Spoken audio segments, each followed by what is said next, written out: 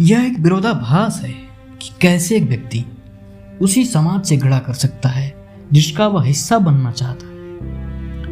Europe में radical इस्लाम का उदय कई रंगों और कई रूपों में हुआ है, लेकिन फ्रांस इन सब के बीच एक अपवाद बना हुआ है जहां आतंकी हमले बेरोक टोक जारी है।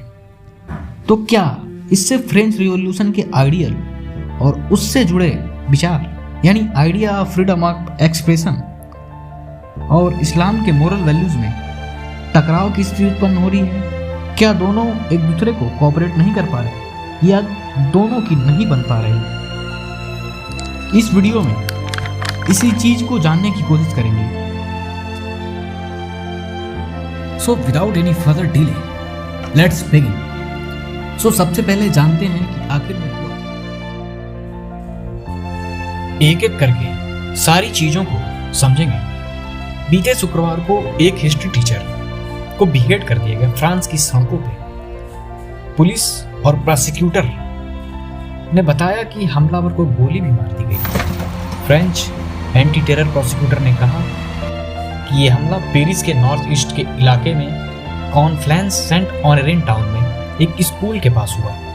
उन्होंने कहा कि वे इस घटना को एक आतंकवादी संगठन से जुड़ा हुआ और आतंकवादियों के साथ आपराधिक साठगांठ से जुड़ा हुआ मानते हैं। पुलिस ने हमलावर को जहां यह घटना हुई थी उससे 600 मीटर दूर गोली तब मार दी जब हमलावर ने पुलिस आर्डर मानने से इनकार कर दिया और उसने अपने नाइफ को नीचे नहीं रखा और पुलिस के सामने थ्रेटनिंग मैनर में बात करता रहा। एक पुलिस सोर्स के मुताबिक एक विटनेस ने हमलावर को हमला के टाइम अल्लाह अकबर चिल्लाते हुए सुना और वो हमला करके भागने की फिराक में था, बट पुलिस ने तुरंत क्विक एक्शन लेते हुए उसे पकड़ लिया।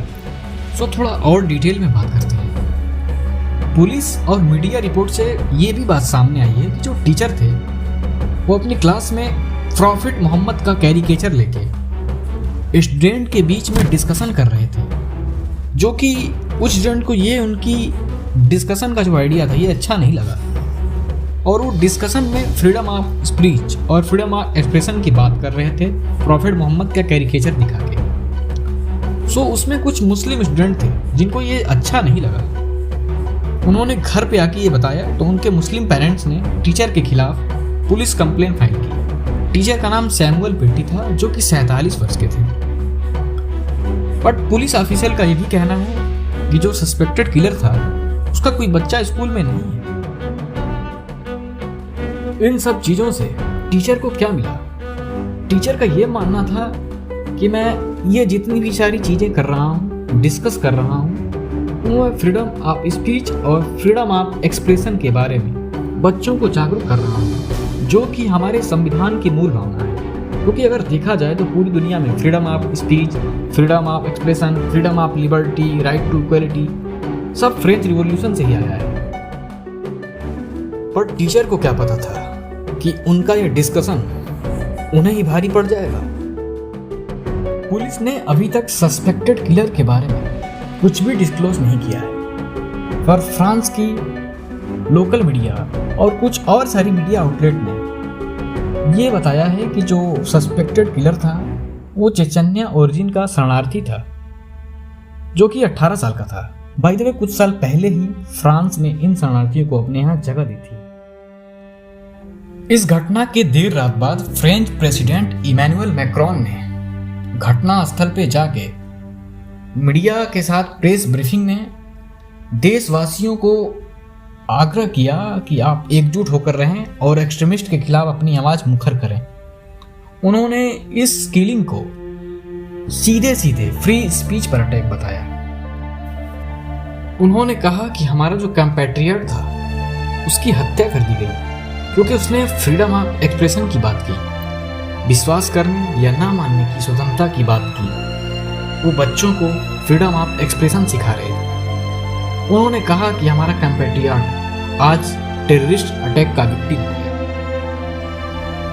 इन सब के बीच में नोटिस करने वाली बात यह है कि यह घटना तब घटी है जब फ्रेंच गवर्नमेंट एक बिल पर काम कर रही है और वो बिल इस्लामिस्ट रेडिकलिज्म के बारे में ही है, क्योंकि अगर देखा जाए तो वेस्टर्न यूरोप में फ्रांस सबसे ज्यादा मुस्लिम आबादी वाला देश है। अगर ये देखा जाए कि फ्रांस में इस्लामिस्ट वायलेंस कब से शुरू हुए, तो ये 2015 से ही शुरू हो गए थे, जो कि सबसे पहले चार्ली हेब्डो के ऑफिस में हुए थे। बीते पिछले महीने से ही टेररिज्म रिलेटेड दूसरा इंसिडेंट था।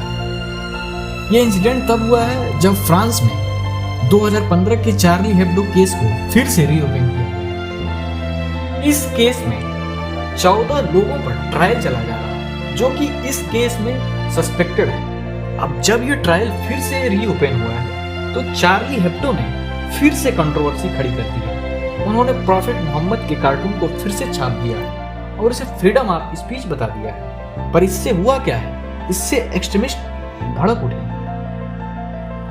देखा जाए तो एक इंसिडेंट बीते हफ्ते पहले भी हुआ है, जिसमें 25 सितंबर को चार्ली हेब्डो ऑफिस के बाहर 2 जर्नलिस्ट पर चाकू से हमला किया गया था। पुलिस ने इस घटना के बारे में इन्वेस्टिगेशन करने के बाद पाया कि एक 18 वर्षीय अली हसन, जो कि पाकिस्तानी नागरिक था, उसे गिरफ्तार कर लिया। पुलिस ने बताया कि ये हमला उसने कैरिकेचर के पब्लिकेशन से नाराज होकर किया था, जो कि प्रॉफेट मोहम्मद के बारे में था।